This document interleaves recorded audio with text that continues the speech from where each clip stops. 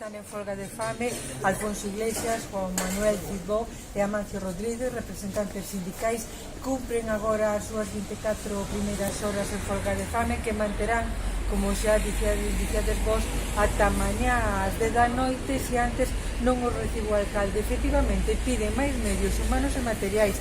No ano 2000 eran 72 bombeiros os que había no parque de Ourense. Agora mesmo son 50 máis o xefe. Este ano haberá 3 jubilacións, así que quedarán 47. Din que así non poden traballar, fundamentalmente porque non está garantida a seguridade dos veciños de Ourense. Con nós temos o que está facendo de portavoz do grupo, Alfonso Iglesias. Bos días, Alfonso. Hola, bos días.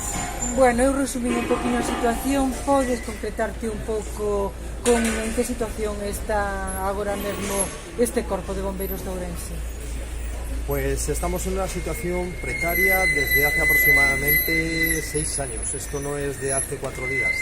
Lo que pasa es que venimos reclamando desde hace 4 o 5 meses pues una solución. Hemos padecido el verano pasado una situación bastante peligrosa para toda la ciudad, para la seguridad de toda la ciudad. Pues hemos habido momentos en los que hemos estado 6, 7 compañeros de servicio. Uno de ellos se tiene que encargar de la sala de comunicaciones, lo decimos porque al final pues nos quedamos 4 o 5 trabajadores pues para solventar cualquier emergencia que ocurra en la ciudad. Na RPT figuran 68 efectivos. Dicía eu antes que agora mesmo sodes 50 máis o xefe, e dende o ano 2011 non hai convocatoria dunha oferta pública de emprego.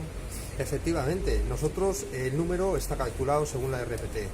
Entonces queremos y exigimos lo más rápido posible, antes de que vuelva a llegar la misma situación, que cubran esas 17 plazas más las que puedan surgir durante este año, que podrían ser 2 o 3 compañeros más que se jubilan.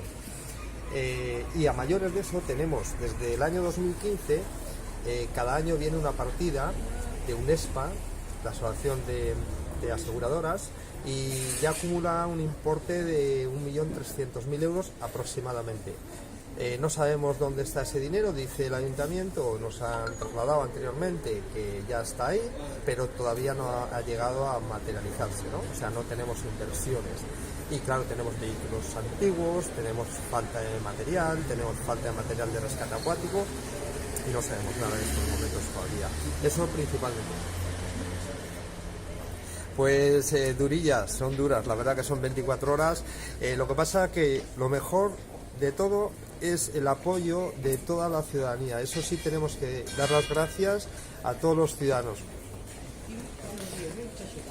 Pues acerca muchísima gente, quiere hacerse fotos con nosotros, nos ofrecen incluso sus domicilios, los baños, si necesitamos ir a sus casas, si estamos indispuestos, si necesitamos bebida, agua, o sea, muy bien. Luego aparte también exfuncionarios del ayuntamiento han venido a darnos muchos ánimos.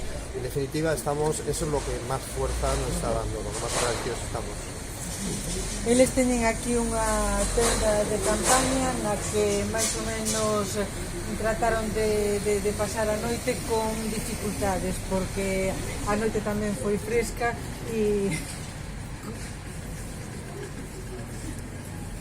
Pues sí, bastante dura, pero bueno, estamos acostumbrados a situaciones medio límite y bueno, pues estamos aguantando, esperamos aguantar. Alfonso, Pues sí, queda otra noche máis, y aparte de esto, pues no se encontrase una solución, pues continuaremos con más movilizaciones, que no vamos a desistir, porque nosotros creemos que cuando el ciudadano solicita un servicio de emergencias de este calado, pues la respuesta tiene que ser inmediata, y nosotros lo mismo exigimos a la administración, que por favor la respuesta de ellos y las soluciones sean inmediatas. El ciudadano no puede esperar, y con las emergencias no se puede titubear.